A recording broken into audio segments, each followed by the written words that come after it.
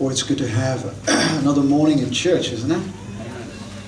And this morning to hear the wisdom of God from this book, the Bible, God's manual on marriage, and I love it. I was thinking before we begin how many times young people, and I know that we all had the same idea, you can't build a building unless you have a contractor's degree. You can't be a doctor unless you have a medical degree. But many people go into marriage without any preparation. And they're going to build something for the rest of their lives. And many people have this idea, I'm going to meet Prince Charming, and he's going to come one day and sweep me off my feet, and then I'm going to live happily ever after. And I had a story, there's a cute little story. There's a 4-year-old little girl, her name was Jasmine, and she went to nursery school, and for the first time in nursery school she heard about Snow White and Prince Charming. And she was so excited about the story. And she returned home and she couldn't wait to tell her mommy about the story, you know, Snow White and Prince Charming. And so she gets home and her mommy comes home, and with wide-eyed excitement she's trying to tell her the story. And she tells her how Prince Charming comes on a white horse, and he comes to Snow White and he kisses her and she comes back to life. And then she's so excited and she says, and then do you know what happened? And her mommy's cooking, and mommy smiled at her and says, yes. And they lived happily ever after. And she says, no they didn't. No they didn't. They got married.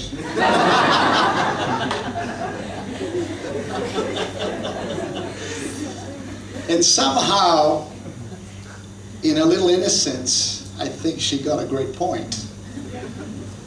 That being married and living happily ever after doesn't have to happen. It's not synonymous. It doesn't happen automatically. Because just like anything else, we need to build on God's book. And so today we're going to turn again to Genesis chapter 2.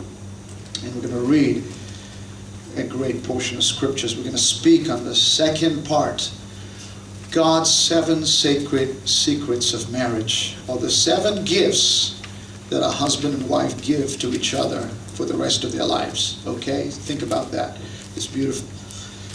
So, Genesis chapter 2 and verse 18 to 25. We could read it one more time.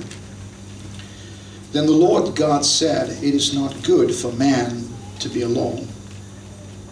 I will make him a helper suitable for him. And every one of these words is loaded with meaning.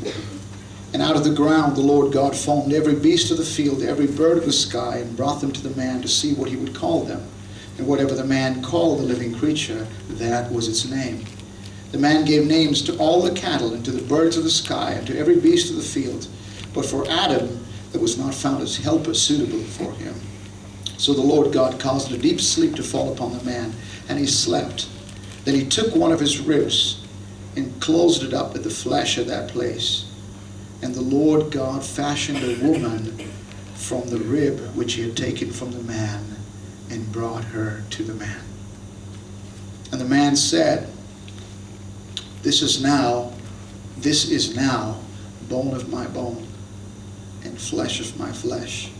She shall be called woman, because she was taken out of man.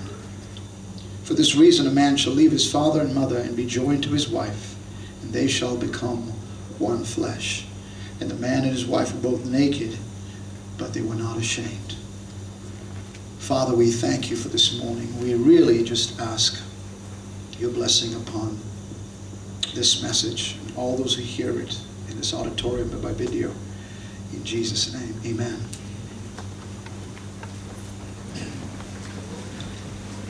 Now, I want you to think with me for a few moments. We'll just review a little bit of last time's message. Think about it. Yeah, we won't go. Yeah, that's fine. You can keep it on. Just look up here for a moment. Think about this, okay? God sees the need in Genesis for man to have a companion. Remember, marriage was God's idea. And then we heard the story of how God performs the first surgery in the Bible. And he puts Adam to sleep, and then Adam wakes up. And Adam really is very excited because God has taken out a part of his rib and he fashions the woman. The word fashion means he takes the rib and he builds something very beautiful out of her, out of the rib. And when Adam comes to, he is excited. Now, I don't know. If you read Genesis 2:18, it doesn't seem like Adam's excited. So he didn't just go, this is now bone of my bone and flesh of my flesh. He didn't say that. I'll tell you why. He wasn't one excited person. I'm going to paraphrase what my translation of it is. He said, whoa, God, she's beautiful. This is awesome. She's just like me. I like her a lot. I like her a lot. And I want you to think about it. Really, that's exactly what he said. You know what the Hebrew says there? He didn't say, this is now. The actual word means, he said, this now is at long last. Now, finally, it's happened. That's exactly what the Hebrew brings out. In other words, Adam was like, oh my God, this is amazing. At long last, you brought this woman to me. And I can tell you, most of us guys felt the same way when we got married, right? Right? Hello? At long last it's happened. Oh my, this is beautiful. And we said, Adam was the one who named her. She shall be called woman. We said, wow man, she's beautiful. And Adam was so happy. They were joined together. And that was the beginning. But think about this. You know, the excitement, the joy of being married, and they were joined together by God. And this was the first marriage ceremony. Now, we think about this needs that we have here. We talked about this. And in the book of Genesis, right in Genesis chapter 2, God tells us in that counseling session that there's a purpose for marriage. And God, in his wisdom, he planned marriage to bring in a wonderful intimacy between a man and a woman. He knew that man had a need. And so God's purpose in marriage was to provide the man and the woman certain needs that they had. And also God was going to give in Genesis 2 certain principles that man and woman needed to operate properly in their marriage. And so we have these needs that we find in Genesis chapter 2. God sees a need for companionship. That was the first one. We talk about it. Help in life's journey. And the role that we play in each of these needs. That's a role we play from the heart. It's not something we just act out. Okay, it's a role that God asks us to play. And the need is companionship and the role you play as a friend. Help in life's journeys and the role you play as an assistant. A balanced perspective and the role you play as a counselor or a comforter, an encourager. That's important. A self-worth and esteem. Every person, every husband and wife needs to know that they're valuable in the relationship, that they have significance in the relationship, that this relationship is meaningful, that a mom is meaningful in a home, a dad is meaningful in a home. And what we give each other is the role we play is to be a fan. Remember when we were courting one another, we were fans of each other. We were so excited. We'll talk about that. Then secure love. You can't have a marriage without secure love. And that means we play the role of a loyal, committed lover. And then an intimacy, a romantic lover, and then acceptance, which is a listening lover. And every one of these is very beautiful, and we kind of bring this into practical application, because this is Genesis, and this is the very foundation why God made us. We'll talk about sin and how self-centeredness came into the marriage and what God has done about that in the next message. Thou shalt not have an I marriage. That's the next message, and it's kind of wonderful. But today we're building the foundation. Why did God have in the first place for marriage? What was the big needs that he wanted to provide for us in the marriage? And the gifts we give each other based upon this is, as a friend or a companion, we give our time. As a helper, we give a servant spirit.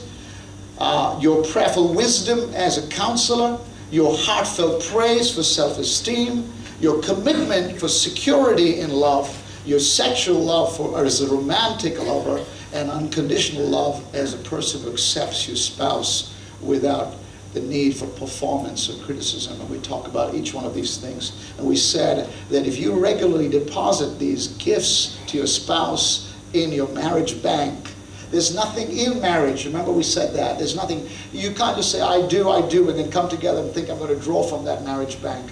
It's what you put into your marriage every day that allows you to draw something wonderful. And I always like to tell couples, marriage, when a couple comes together, you are pledging your love not to another person to say, I hope that person will serve me for the rest of my life. But you are pledging your love to somebody whom you will say, this is my best friend, and I will help them, and I will serve them for the rest of my life. Marriage is not about give me love. It's about serve you kind of love. And when a couple understands the role of God in marriage, it's very beautiful and very powerful. So let's think about that. The first need, and we talked about that. Shalom, could you just turn the slide, please? We need companionship. This is our last message, and we spent half a message on it. Very beautiful. God said, it is not good for man to be alone. So he made a role as a friend. And we talked about this, so I'm going to breeze over it. Friendship requires time. Quality, special moments that you spend as a couple. You can't build a friendship just overnight. Friendship requires time. Time in the morning. Time in the evening over dinner. A special day out. Vacations. Moments of time when time is required to be with your best friend. Somebody said recently, if a couple only spent half the amount of time they spend with each other during the courtship, there would be a fire in every marriage. Just half the time. Do you remember the times of courtship when you spent time together? You just talked and had coffee and chatted and talked about everything. That's what builds friendships. God said, I'm going to give you a friend. And the gift we give each other is time. Time builds amazing intimacy. Now, here we come to the second one. I will give him a helper suitable for him. And the role we play is an assistant. Now, I don't know about you, when two people get married, they move from a role of being individual people to a team. And when children come, there's a greater need for team spirit. Do you know what I mean? You got children? Wow, life gets a little busy. Yeah, when you're singly married, it's just you and your husband. There's just a one-way, there's you know, husband and wife, there's one line of communication. We go back and forth, right? And then little Annie comes along. And now we have husband to wife, husband to child, wife to child. How many lines do we have? 3. You know how it is. Sue, you think Andrew's going to be okay at a football game? I'll check. Call each other. We call him back and forth to make sure it happens. That takes more time, more investment. Okay. The second child comes from 3 lines. We now have 6 lines of communication.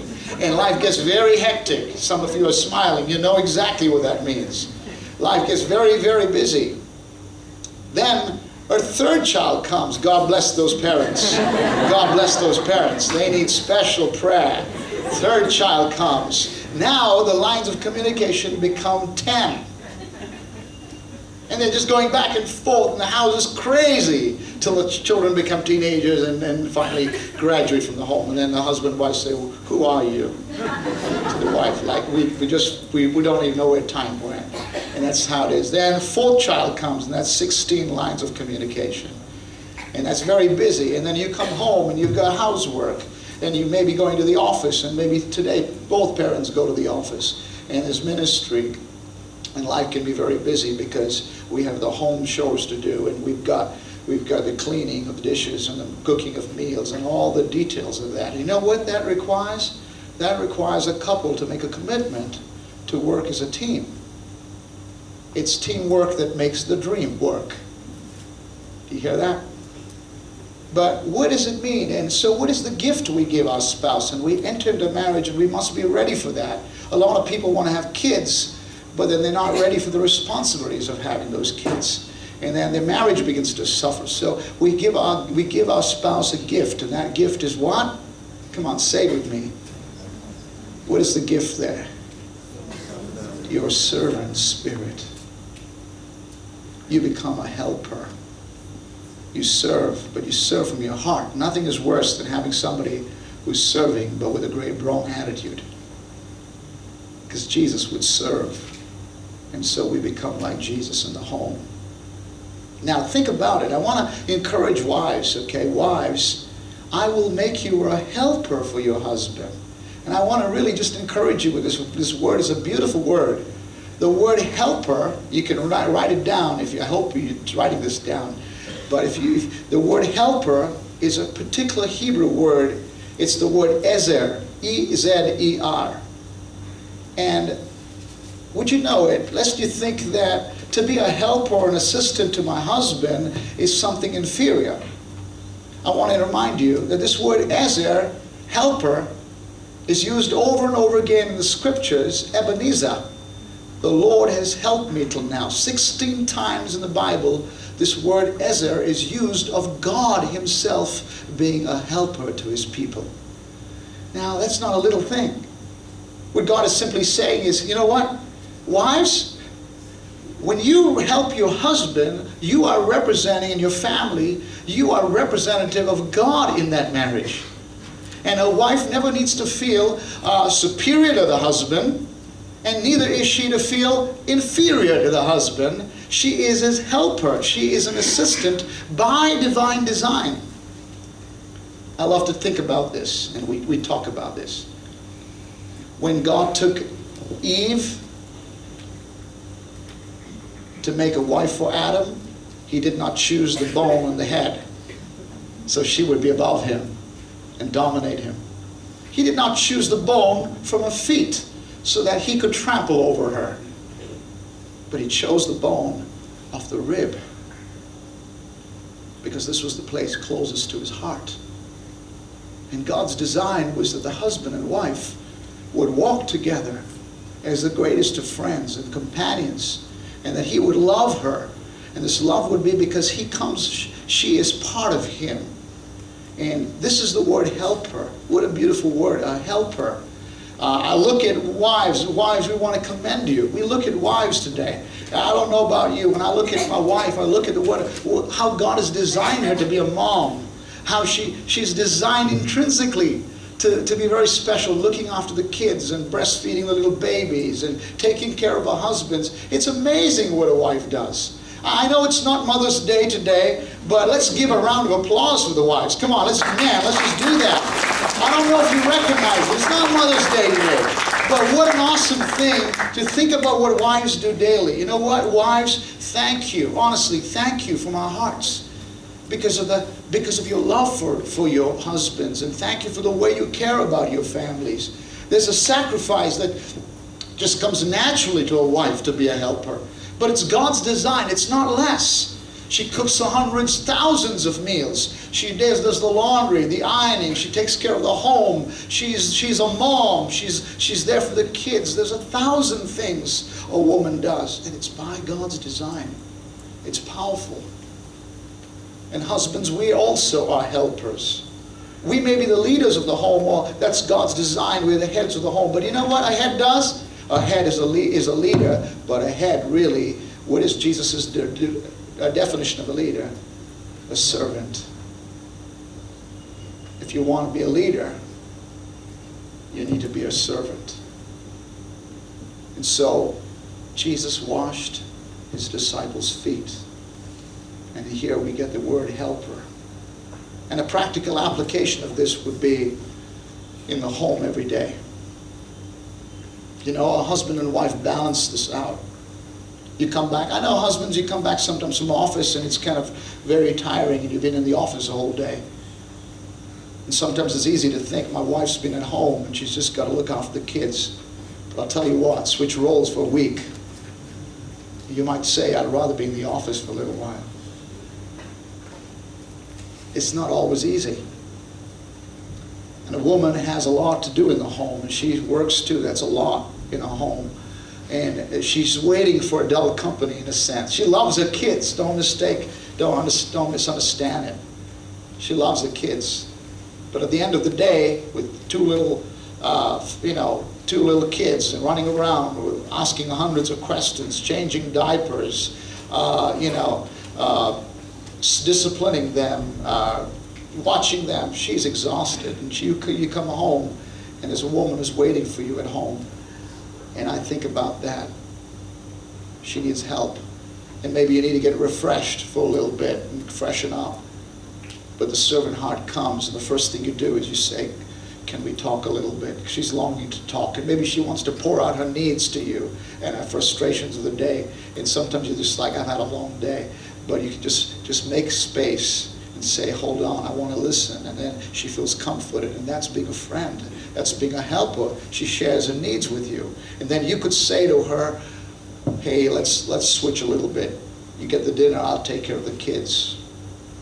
And you know what? There may be days when you say, I know you're exhausted, I'll get the dishes. And that's what God means. There's a love invested in your wife and a husband. And we switch roles and we recognize each other's roles because we're about the same vision, the same goal in life. We haven't made, that's an awesome thing to think about. A helper. Now listen to the third one, it's kind of beautiful too. A helper, I will make him a helper suitable for him. And this is what another thing we need. Do you know that God made a helper suitable for you, and this because we needed balance? Now listen to me. This is a funny part, because many times we don't realize how different we are, right? But listen to what the word says. I will make him a helper suitable for him. The Hebrew word for suitable is the Hebrew word neged. And listen to the two meanings of it. It's very interesting. Listen to the two meanings. Number one, the word neged means I will make him a helper in front of him or face to face with him. That's the first meaning of the word neged. So look at the dictionary and you'll see that. I will make him face to face. What does that mean? I am going to give him a helper in which he will have a friendship face to face, eye to eye, soul to soul, and body to body. I'll make that kind of helper. There's a second meaning of the word neged. Listen to what that is. It means I will make him a helper opposite of him, a counterpart of him. It's like the picture is of a jigsaw puzzle, and there's two different parts, and they both look different. But when they come together, they make something very complete. Opposite to, counterpart of, something that fits. And here is the issue of the differences that happen between a man and a woman. We're going to listen to some tapes over the weeks ahead where men are so different from women. Men, we just heard a week ago, we heard men think with blue and women think pink. She's feminine. But this is true. God made that design. Listen to what Harvard studies show. Okay, listen to this. Studies in Harvard show that there's a fundamental difference that happens in a male child and a female child on the 26th month of gestation in the womb. In the 26th week of gestation, this is what happens. A chemical hormone passes through the fetus of a male child that makes him, and I'm going to read it for you, that makes him different from a woman. Now, a male child is different by design. Yes, he's got the male hormones that make him manly, and that's different. But there's something that makes him psychologically different from the woman. Listen carefully. This male hormone, this chemical hormone that passes through his brain, washes his brain, the corpus labellum, and actually causes the man to be more left lobe stronger. Now what does that do for the man? It makes the man, the left lobe is the area of factuals.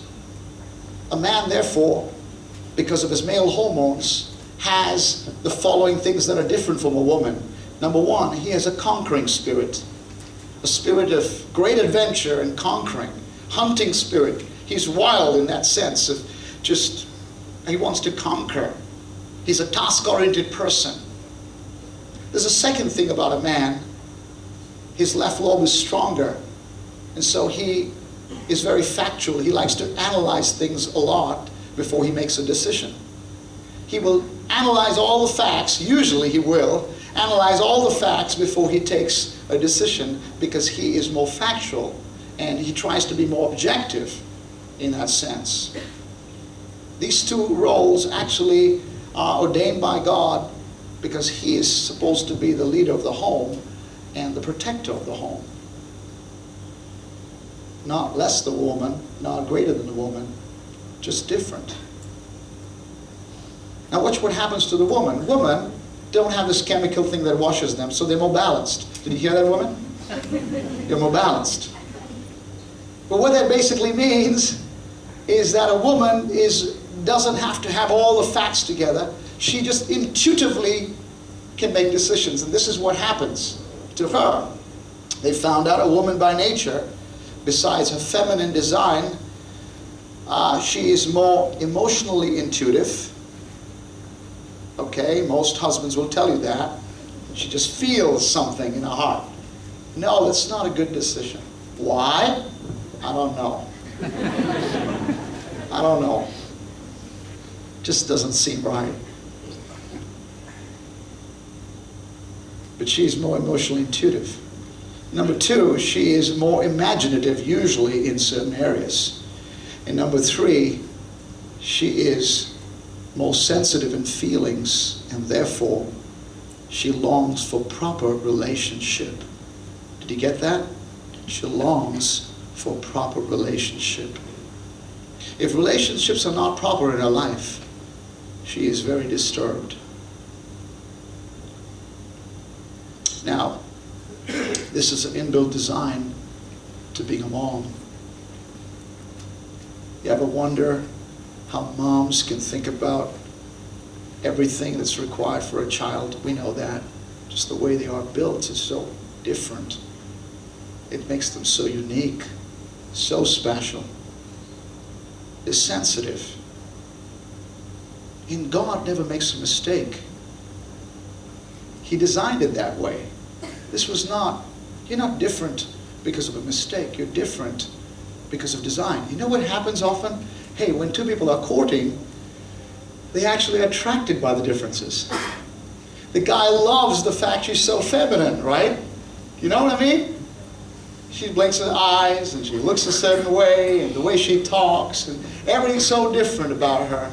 And the guy is manly and he is attracted by the difference. And then they get married.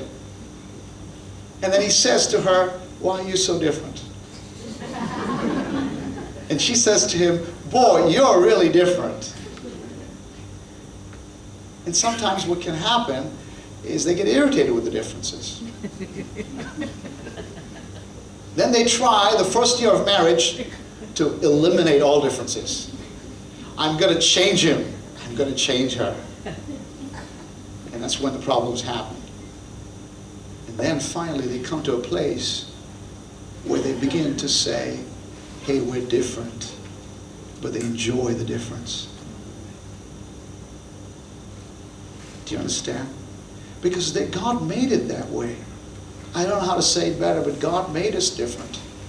There was a reason why God made us, because we're a team.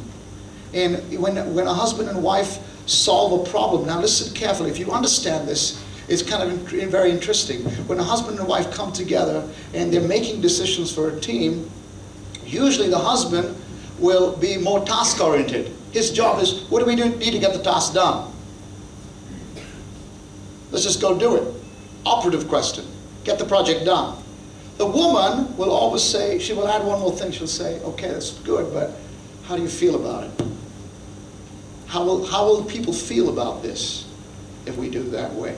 She's got that aspect that comes in because she's more relationship oriented. And oftentimes in a marriage, a husband and a wife can be irritated with each other's approach because I got it all figured out. Why are you asking me that question? But you know what a mature marriage will do? I would say this. It's kind of important that we recognize that God gave us a partner to be a suitable fit for us. And I would say, as people often, marriage experts will say, bounce off things of your spouse, because there's a lot of wisdom in that. There's a lot of wisdom in that. A man may often think, he might look at a job and say, you know, everything's good about the job, I'll take that job. And the woman looks at things that are different and says, no, it doesn't feel right. It's not right. And I'll say this one thing to a man, don't make decisions until you bounce off things with your wife. You may not take her advice at the end, and that's fine. But the point is, bounce it off, because you might get another perspective. Husbands can help their wives because when they are emotional about making a decision or making a decision based on feelings, they can bring in the facts, they can bring in the objectivity. I'm not saying that always happens, because a woman can be very factual too, but this is normally the way it happens. But when a husband is thinking just task-oriented and he's blind, he's just got a tunnel vision and he can't think of anything else but getting the job done, the woman comes in with a relation and asks the questions, and somewhere in between, God made the marriage to work that way. So what do? You recognize God made a helper that's suitable for you. Okay?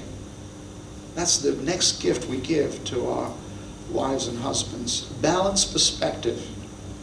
And I don't know about you, but I'm sure this happens every day. Every day, wives and husbands interact. My wife and I interacted last night. We just talked about some important decisions. Oftentimes I'm making decisions and I will say, Sue, what do you think about this? This is a need, and she will give me her thoughts. This morning she asked me for her thoughts, and we give thoughts together. But we recognize that God designed a partner for us who loves us and cares about us. We won't get so irritable with a partner. We won't get so irritated when they give us advice. But can I give a piece of advice? This is an important piece of advice. Women, when you give advice, remember that the number one need of the man is to feel like he's trusted and respected. Remember, we learned that. What is his number one need?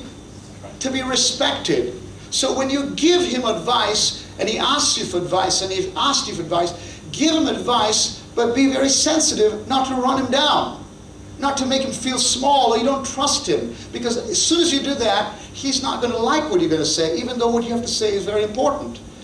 Give him your piece of advice, and then leave him to prayerfully and carefully make the decision, and that'll work much better.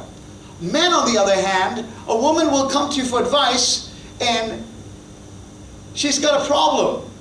And her number one need is for you not to solve the problem first, but to show her that you care about the problem. Let me give you a piece of advice, right? Okay, a woman comes home and she says, God, I went to this shopping mall and you wouldn't believe what happened today. And the husband says, what? And the wife says, you know, I took this wrong turning, I went this way, I took this wrong route, and I got stuck in a traffic jam for 2 or 3 hours. And she's just feeling down about the whole thing. She got delayed, her whole schedule got changed, everything else. Now the husband's a very smart guy, of course, right? Very wise, very sensitive. And he's just the guy who fixes solutions, right? So he goes, hey, I would have done that. The next time, just take this route. And he ends the conversation. He thinks he's given the solution. But the woman's not happy. What she really wanted her husband to say is not give her the solution. She just wanted to say, oh, you poor thing. That's terrible that you had to go through all that 2 or 3 hours.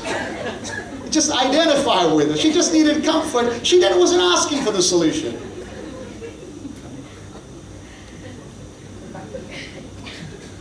What she wants to know is you care about her.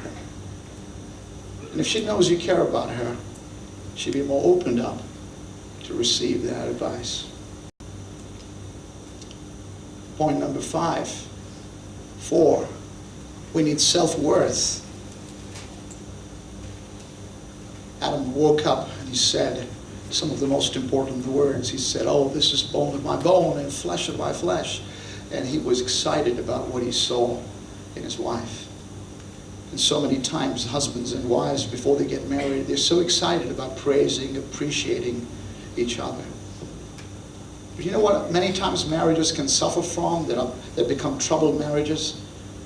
They suffer from a couple beating on each other, using words that make each other feel down, using words that degrade each other. And the wife feels that she's no good a wife, and the husband feels they're no good a husband. And somehow they don't connect, and they just get drawn further and further from each other.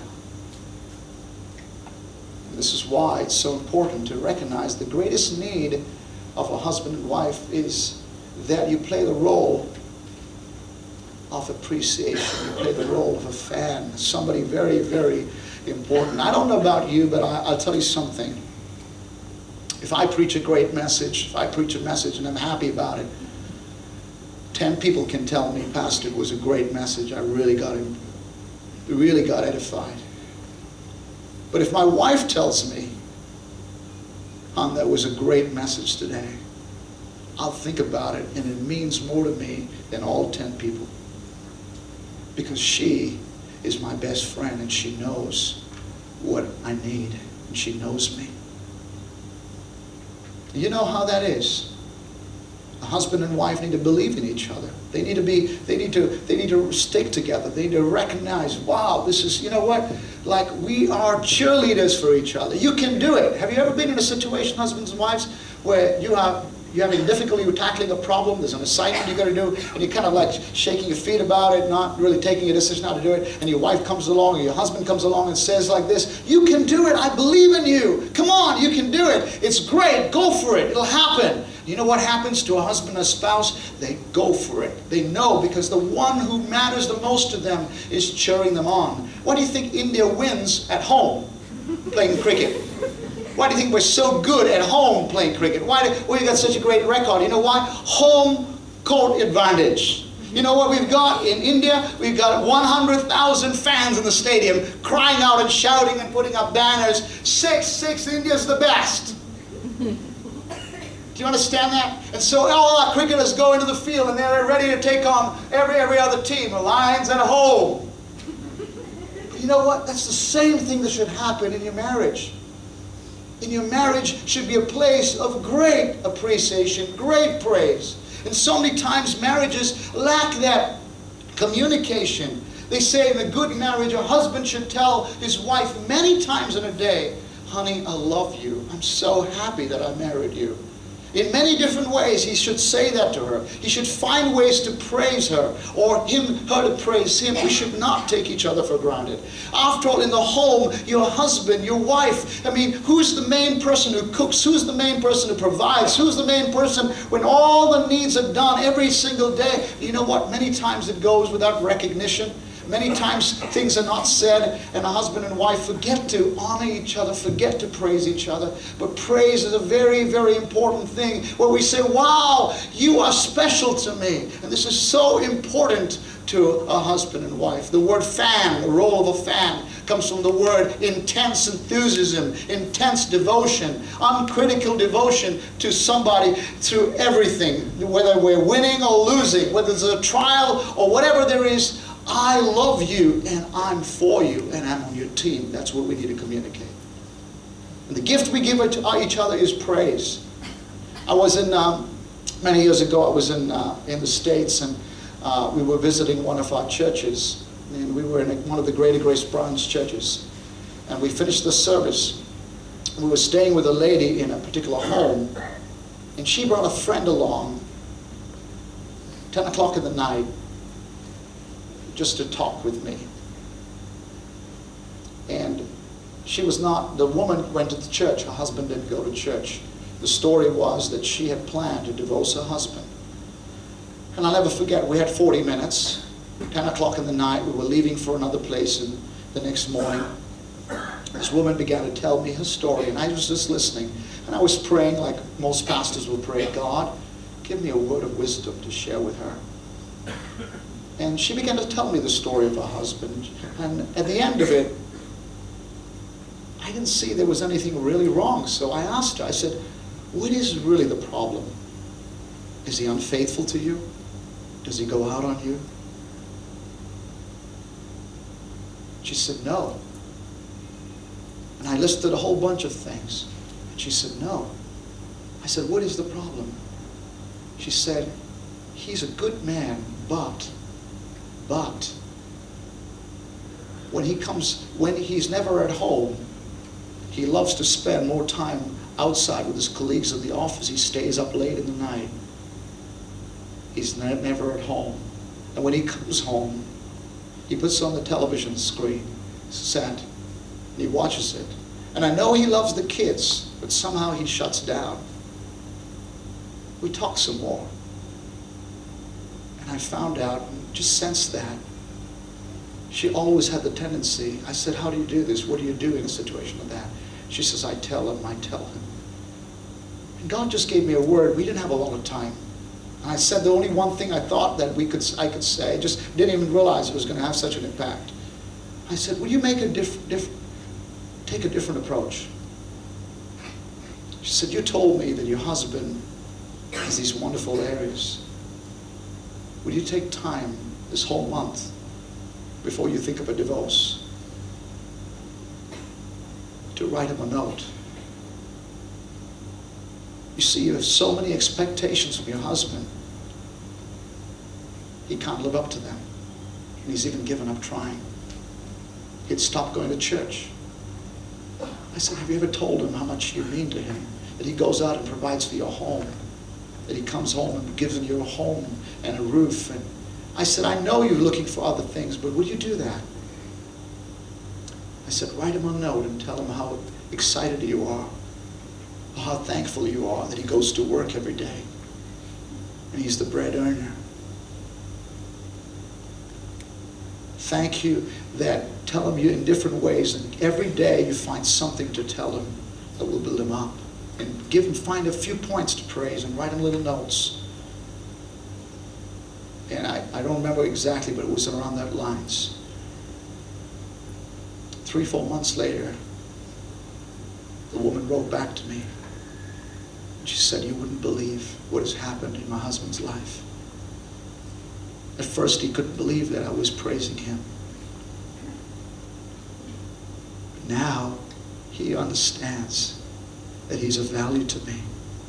And now from the little areas that I praised him in, he's taken over and he's been an amazing daddy. And he's become an amazing husband. And now he comes to church. And now he goes to church more even than I can go. We've got a great marriage. And I thought to myself, why is it that the most important place where recognition needs to be given doesn't happen?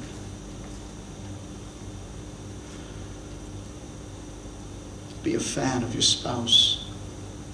Applaud. Cheer. Find ways to praise. Find ways to appreciate. And watch what happens in your home. Your kids will have a role model in mom and dad. You know, when kids actually see a father disrespecting mommy, they think, well, just the way it is. Be careful. Nobody's perfect. You will have your moments. But understand that praise begins and appreciation begins in the home. Very beautiful. The next thing we need, if we could, secure love. A husband and wife go to the altar, and in the Christian marriage, God said, for this reason you shall leave your father and your mother, and you shall cleave to your wife. Ever think about that? God gave that. Sometimes I get interested. It's kind of interesting. God gave this command to Adam and Eve, and they had no father and mother. You know, Adam and Eve are the only two people who didn't have belly buttons. They didn't have parents. But God gave a wonderful, wonderful principle here that was going to help. Marriage is about a person leaving a very secure, safe environment, a woman and a man leaving their nest, the safe, secure nest of their parents. And they're now going to go and build another safe, secure relationship with your spouse. And God wants there to be an amazing sense of security and commitment in that relationship. So we come to the altar and a couple gets married and they have vows. And it's a beautiful wedding, right? The bride walks down. She's holding the arm of a nervous father. She comes down, the music is playing. They come up to the altar and they exchange married vows with each other. I, so-and-so, take you, so-and-so, to be my lawfully wedded wife. From this day onwards, to have and to hold, what do we say? In sickness and in health, for richer or for poorer, in prosperity or in poverty. I take you from this day onwards, as long as I do live. Not as long as I do love. As long as I do live, till death does us part. One bridegroom was very nervous and he said, I take you as my awfully wedded wife. He got into great trouble for that.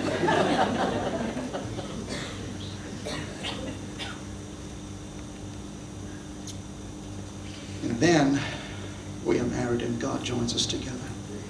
There's a commitment. And it's for life. The word there means we're glued together. What God has joined together. Let no man put asunder.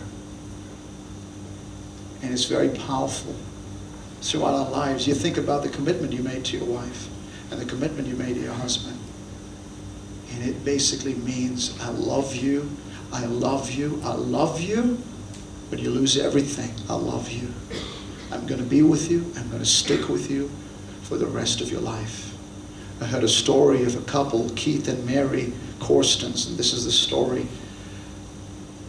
They got married, and 5 weeks after the honeymoon, Mary contracted polio. She became a quadriplegic, to a wheelchair. It was a devastating time for both of them. But Keith never wavered in his commitment to Mary. For 40 years, they continued to be married. And every day, from the time of the honeymoon, 5 weeks after the honeymoon, this devoted husband remembered his commitment to God. He would bathe her. He would dress her up. He would carry her up and down to her bed. And they would talk, and they would talk, and they would talk. But he never changed his commitment to her. He could have got married and said, okay, mistake, I'll get a new wife. I'll just change her for a new wife, a healthy wife. But that wasn't his commitment. And when you get married, that's the kind of commitment you want to make to your husband. That's the kind of commitment God kind of wants. Till death do us part. It's a very beautiful, awesome thing. Amazing thing, a commitment. I love you. When you say I love you, I will love you when you lose your job. I will love you when you lose your health. I will love you when you lose your parents and your parents are no more. I will love you when you lose your looks. I will love you because you're going to get older and you're going to get wrinkles and you're eventually going to get the arthritis and you're eventually going to get something or the other, and it's going to happen. And you know what? That's the kind of commitment we have. And we just say, I love you and I'm going to get old with you and we're going to be the best of friends. And we're going to be together because we made a covenant. And the longer we live, the more we treasure each other because we've been through many trials together. And help us. Let's help build this relationship. There's a commitment to that love. And that commitment produces great intimacy. A committed love. No, nothing will separate us from the love of God. And then finally, think about that. We need intimacy. God saw the greatest thing that man needed was he was not to be alone.